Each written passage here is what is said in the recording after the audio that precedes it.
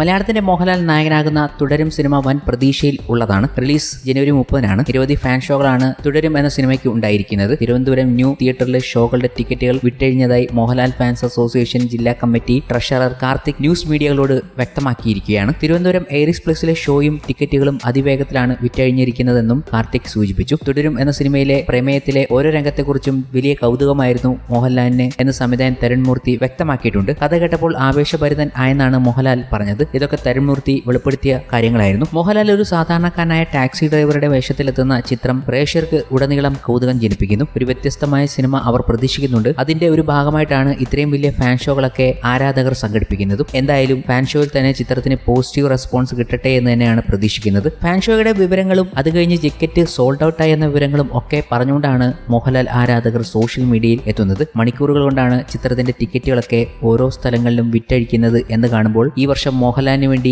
അവർ ഗംഭീരമായി തന്നെ ഒരുങ്ങിയിട്ടുണ്ട്. വമ്പൻ പ്രതീക്ഷയും ഉണ്ട് അവർക്ക്. എന്തായാലും നമ്മൾ മോഹൻലാലിൽ നിന്നും ഗംഭീര സിനിമകൾ പ്രതീക്ഷിക്കുന്നുണ്ടെങ്കിലും ആ പ്രതീക്ഷയ്ക്കത്തുള്ള സിനിമകൾ നമ്മുടെ മോളിവുഡിൽ ഒരു സംവിധായകരും മോഹൻലാലിന് കൊടുക്കുന്നില്ല എന്നതാണ് കാണാൻ കഴിയുന്നത്. എമ്പുരാനൊക്കെ മാറ്റി നിർത്തിയാൽ അങ്ങനെ ഒരു അറ്റംപ്റ്റ് പോലും അവർ നടത്തുന്നില്ല എന്നത് ഖേദകരം തന്നെ. കാരണം ജയിലർ പോലൊരു സിനിമയിൽ മോഹൻലാലിന്റെ ഒരു കാമിയോ കാണിച്ച് ജനങ്ങളെ കയ്യിലെടുത്ത ആ ഒരു സീൻ കണ്ടിട്ട് പോലും അവർക്ക് മനസ്സിലായില്ല മോഹൻലാലിനെ മലയാളത്തിൽ എങ്ങനെ അവതരിപ്പിക്കണമെന്ന്. മോഹൻലാലിന് ഗംഭീരമായ അതുപോലുള്ള സബ്ജക്റ്റിൽ ഒരു ഗംഭീര ചിത്രം കൊടുത്താൽ അത് ബോക്സ് ഓഫീസിലുണ്ടാക്കുന്ന മാറ്റങ്ങളും കളക്ഷനും അതിന് കിട്ടാൻ പോകുന്ന റെസ്പോൺസും ഒക്കെ ഓരോ സംവിധായകരും ഒന്ന് കൂലങ്കഷമായി ചർച്ച ചെയ്യേണ്ട കാര്യം തന്നെയാണ്. ഇതൊക്കെ അവിടെ നിൽക്കുമ്പോൾ ആരാധകർ എയിലൂടെ മോഹൻലാലിന്റെയും അവരുടെ ഇഷ്ടതാരങ്ങളുടെയും ഗംഭീര സിനിമാ കൺസെപ്റ്റുകൾ അവതരിപ്പിച്ചുകൊണ്ടിരിക്കുകയാണ്. അവർക്ക് വരെ തോന്നുന്നുണ്ട് ഇങ്ങനെയൊക്കെ മോഹൻലാലിനെ കണ്ടാൽ എങ്ങനെയുണ്ടാകും എന്നത്. അതിലൊന്നാണ് ഇപ്പോൾ പുറത്തു വന്നിരിക്കുന്ന സ്ക്വിഡ് ഗെയിമിലെത്തിയിരിക്കുന്ന മോഹൻലാൽ. പ്രചുല പ്രചാരം നേടിയ സ്ക്വിഡ് ഗെയിമിന് ഇന്ത്യൻ മുഖം കൊടുത്ത് വീഡിയോ ശ്രദ്ധ നേടുന്നുണ്ട്. രജനികാന്ത്, മമ്മൂട്ടി, മോഹൻലാൽ, ചിരഞ്ജീവി, സൂര്യ,